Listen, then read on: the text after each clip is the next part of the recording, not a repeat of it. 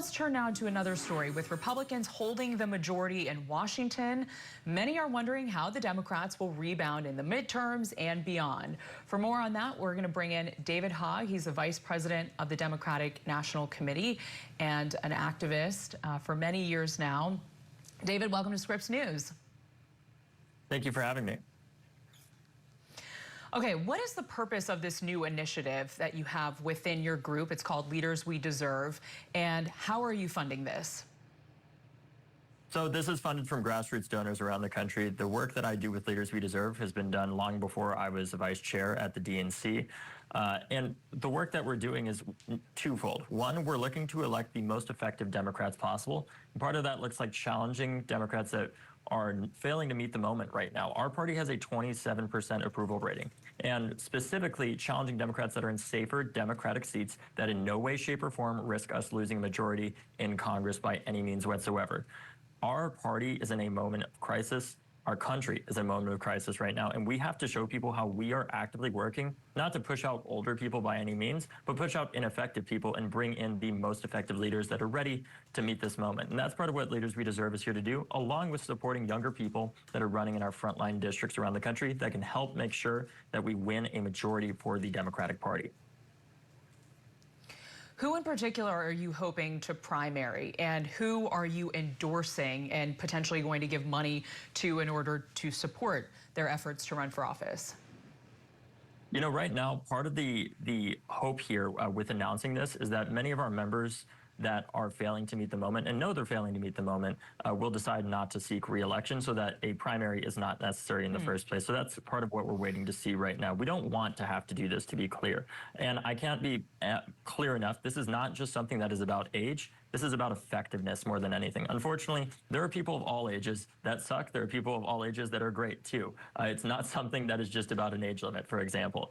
And what we're trying to do here is restore people's faith in the Democratic Party, that we're here to meet the moment and not just say, well, we need to defend democracy, but show how our party is using democracy to help revive the American dream that far too many Americans feel like is no longer existent because of astronomically high costs of housing, of education, of healthcare, and so much more. And the fact that they do not feel safe in their communities on a day-to-day basis because of instances of gun violence, like we saw just yesterday, and what we're doing to deliver safe communities that people can afford to live in. Some of the older members of the Democratic caucus right now who have been in leadership in the past are people like Congresswoman Nancy Pelosi, Jim Clyburn of South Carolina, Steny Hoyer of Maryland. Are those people that you would want to see primaried? No. And the reason why I say that is because we need people that are there to meet this moment. And I believe that especially people like Congresswoman Pelosi, they've spent the past decade fighting back against Donald Trump and leading that charge. She also oversaw things like the passage of the first gun law in 30 years, some of the largest climate spending in American history and human history of any country in the world. And what we need in Congress isn't just, 435 25-year-olds by any means. That's not what I'm advocating for. What we need is a diverse coalition of ages of all people who are eligible to serve. And we need people there like Clyburn, like Pelosi, like Steny, that are ready to mentor that next generation. Because frankly, what concerns me is when there are a lot of our members that end up unfortunately passing away in office, with them goes that institutional knowledge. We need older mentors there to show our young people how to work through the system, and younger people there with new ideas that may not always agree, frankly, but ultimately are working towards the same goal of getting Democrats elected and making sure that we're improving lives of the American people. So those are not people that I would say that we need to challenge here. What we need to be doing is looking to elect people specifically like Senator Van Hollen, who are meeting this moment and not just saying, well, we don't have power, we can't do anything, but putting action behind his words, going to El Salvador to meet with the man that was abducted by Donald Trump and his administration as an admission of their own accident, like they talked about. We need people that are there to fight and meet this moment and show that Democrats aren't just saying a bunch of talking points or just waiting for midterms to take action against Donald Trump. I want to ask you, though, do you risk helping Republicans more than your fellow Democrats with this kind of effort? I mean, just to give you an example of some of the discourse that has been percolating, especially online since you made this announcement, a top Trump campaign official in 2020, Tim Murtaugh, tweeted earlier today that you're the best thing that's ever happened to the Republican Party. Do you think that your efforts may end up being counterproductive to the Democrats? No, and I think part of the reason why people think that is because they aren't reading beyond the headlines. What we're doing here are in no way, shape, or form is what we're doing potentially risking the House of Representatives or having a majority there, because we're only focused on Democrats that are in safe Democratic seats where essentially no matter what happens, it's almost certainly going to be a Democrat that is elected there because it's such a blue seat. What I am concerned about is if we continue the current status quo that we're on. Because I hear all the time across D.C., things are not going great. We need dramatic change. We need better messaging. Here's the deal, though.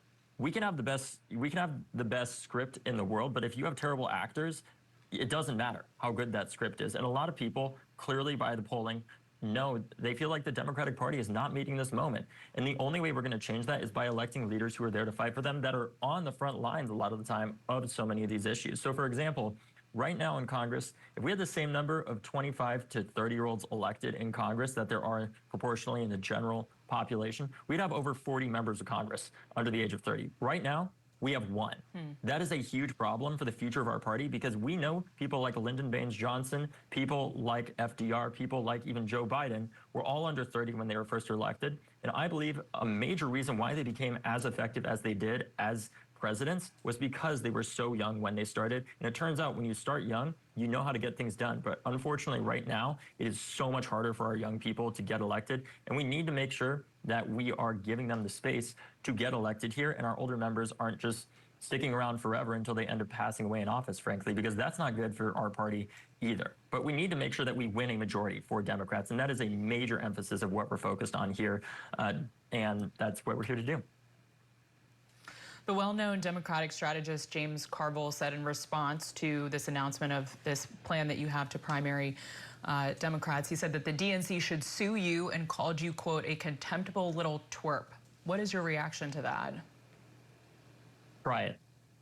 That is my reaction. I would also say James Carville has not won an election since before I was born. I think it's time to have new leaders in our party that are ready to meet this moment, because a lot of the people that are most critical of this plan are the same ones that had $2 billion to win an election and still lost. So I think the experts can save it, because it's time for some new ideas. What is a winning message, do you think, right now for Democrats for the midterms, which will be next year and beyond? Because it's Washington. We're always looking ahead at presidential campaign cycles. So for 2028, too, what should Democrats be running on in the next few years? I think, in my view, look, every district is different, obviously. The way that somebody runs in rural Maine is going to be very different from the way that somebody runs in, urban Los Angeles. And that's okay, right? Our party has a diverse message because we are a diverse party.